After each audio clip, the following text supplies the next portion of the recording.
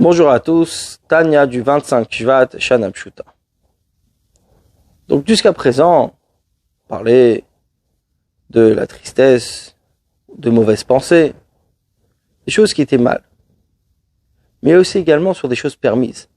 C'est que le Moazaken continue ici. Vélo n'est pas seulement ça. Même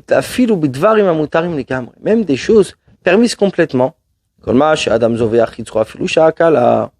Quand un homme sacrifie son penchant même pour un petit court instant, il a l'intention de replier l'autre côté qui est du côté gauche.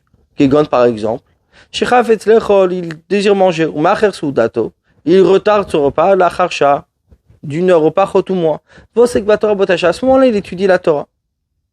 Donc, si à ce moment, il fait autre chose qui est lié avec son âme animale, il n'a rien fait, bien sûr. Là, c'est qu'il change son désir. Il a un désir de nourrir son âme. Quelque chose qui est tout à fait autorisé, quelque chose qui est tout à fait normal. Sauf qu'il utilise cette opportunité pas pour nourrir son âme animale, mais pour nourrir son âme divine. Donc, il va retarder son repas, il va étudier la Torah. Donc, même si il gagne le temps de l'étude de la Torah, c'est vrai. Mais il a repoussé surtout, il a retardé cette nourriture qu'il donne à son âme animale. Même s'il pourrait étudier après, il va étudier, à place d'étudier avant le repas, il étudie après le repas. Mais là, il a repoussé. Le fait qu'il a repoussé son repas, cette nourriture à son âme animale, il l'a replié. Il a fait suite kafia sitra. Il a replié l'autre côté, il a soumis son âme animale. Comme c'est écrit dans le Talmud, à la 4e heure, c'est l'heure du repas de tout le monde, Shishit, la 6e, c'est l'heure où mangent les sages. Ils repoussaient leur repas de 2 heures, justement avec cette intention, même si après le repas, ils étudient toute la journée. C'est pas qu'il a étudié en plus. 7 heures d'études, il va l'étudier de toute manière après. Mais là, il a fait une action en plus, il a repoussé. Il a replié son Yetzer.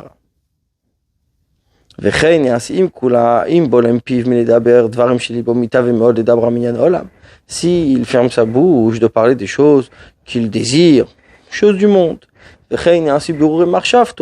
ses pensées, de ses réflexions, même un petit peu, au moment où il décide de ne pas parler. Bien sûr, on ne parle pas de choses interdites, même de choses permises.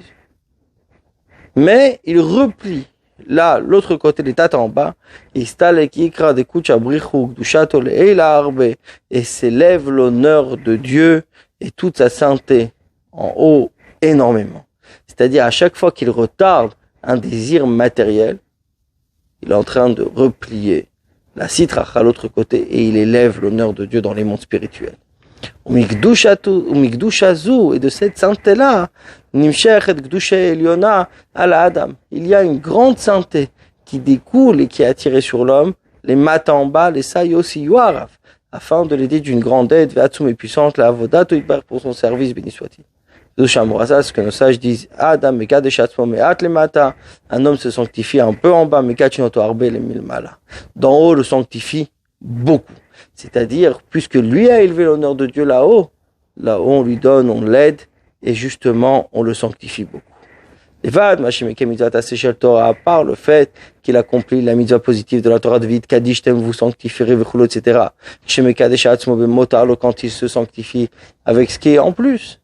Donc, c'est-à-dire, il s'abstient des choses qui ne sont pas nécessaires. Ou pire, chez explication, Vid Kaddish, se sanctifier, chez Taswa Atzmechem Gdoshim. Vous allez faire de vous-même des personnes saintes. C'est-à-dire, même s'il n'est pas réellement saint, séparé, misitra de l'autre côté, qui parce que là, avec toute sa force et toute sa fermeté, qui est toldata comme sa nature, du côté gauche.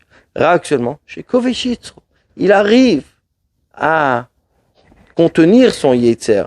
Il se sanctifie à ce moment-là. Vous serez saint.